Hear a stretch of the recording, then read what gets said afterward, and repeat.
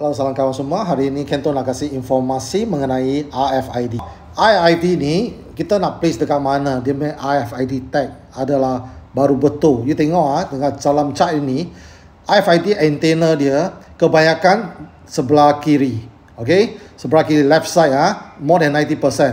Dan mungkin ada sikit adalah bahagian tengah, more than 3 toe dia punya RFID ada tengah, dan satu saja bahagian kanan, itu right side.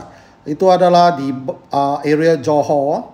Area Johor, Senai pergi ke Desaru. Kita lalu itu tu ada right side. So kebiasaan kalau you tak datang JB, you boleh letak left side sahaja. Kalau you selalu ada lalu JB, itu Senai Desaru, okay, why not you try something at the bumper meters. Sana boleh letak.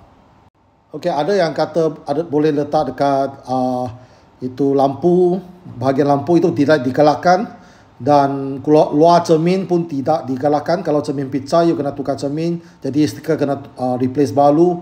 Dan ada katakan beli holder, RFID holder letak di bahagian dalam. Bukan tak boleh. Kalau you ada itu tinta yang bagus, metal punya, dia akan reflect. Jadi dia punya radar wave tak boleh masuk. So tidak digalakkan juga. So, Kento ada pergi consult itu RFID center. Best place adalah bahagian number plate kan, tepi dia, bumper dia, tepi sebelah kiri.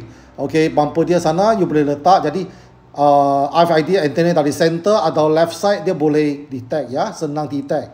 Jadi kalau you nak letak di belakang number plate boleh.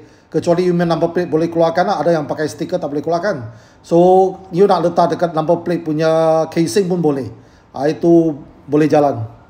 Okey, jika anda tidak pasti nak place dekat mana, you boleh pergi any RFID fitment center. You minta dia tolong pakai itu scanner, try itu radar wave, mana yang paling tepat tempatnya untuk letak stiker.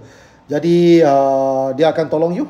Okey, extra info sesiapa punya itu RFID tag losak, kena batu ke apa losak ke, you pergi tukar, dia boleh dapat free ya, dia orang tak charge extra.